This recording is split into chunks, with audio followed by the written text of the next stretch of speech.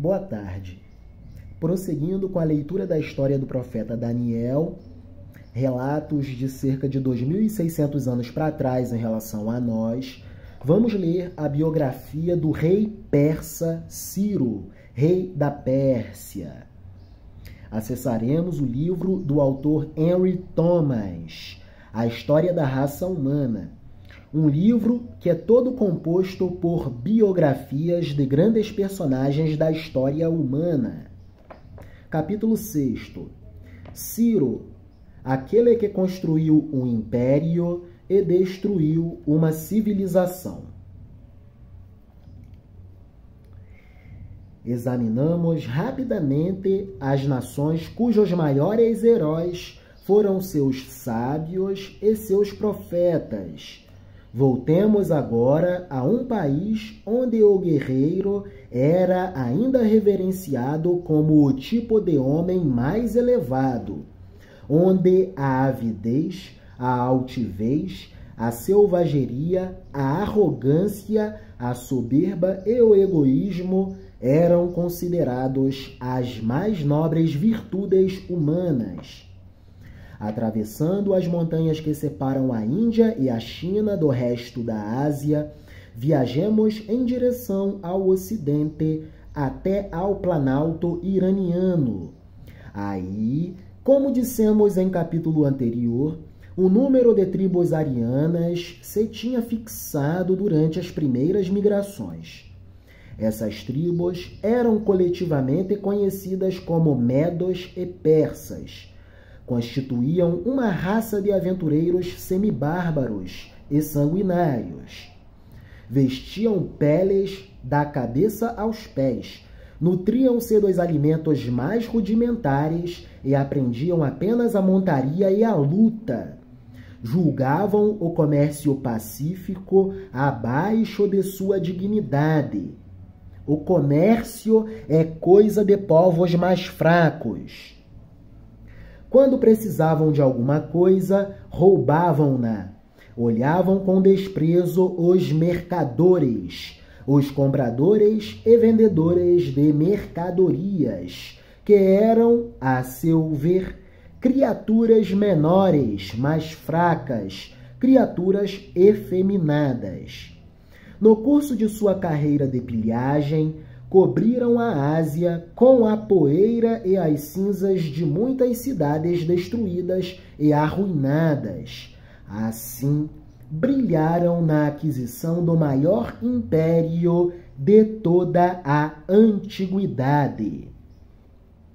Os medos foram os primeiros que tentaram estender seu império às proporções de um superimpério expansionista de territórios.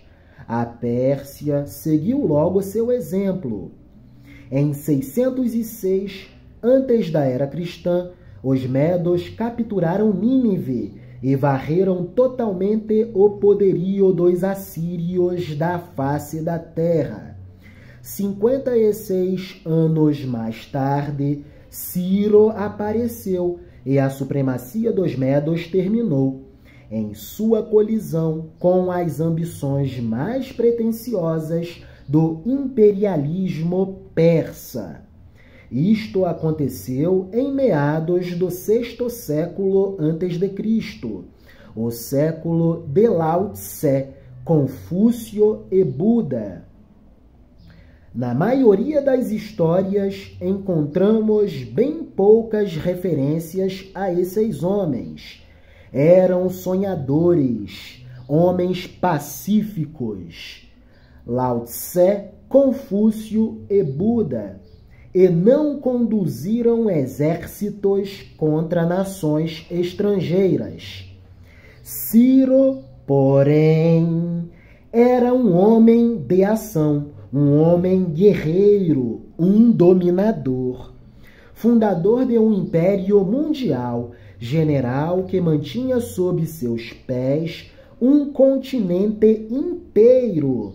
Por isso, os superficiais e tolos historiadores deram-lhe o título de Grande, Ciro o Grande, grande em arrogância, grande em altivez, grande em selvageria, grande em egoísmo, grande em soberba, grande nas intrigas, grande na corrupção, grande no despotismo, grande na volúpia, em nada mais.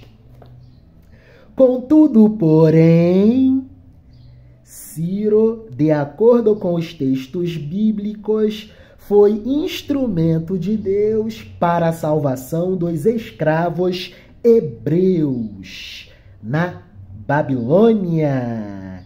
Que beleza! Assim como Nabucodonosor, no texto de Daniel, é considerado por Deus servo de Deus, porque, mesmo sendo mau, nos seus maus propósitos, ele acabava por fazer parte dos planos de Deus. O mesmo acontece com Ciro, grande em arrogância, em soberba, altivo ao extremo, mas cumpriu um propósito dentro dos desígnios de Deus e libertou os judeus do jugo da Babilônia. No próximo vídeo continuaremos com a leitura do capítulo 6 do livro A História da Raça Humana, do autor Henry Thomas. Ciro, aquele que construiu um império e destruiu uma civilização. Amém. Deus é bom. Estamos avançando na nossa playlist sobre a história do profeta Daniel. Deus é bom. Amém.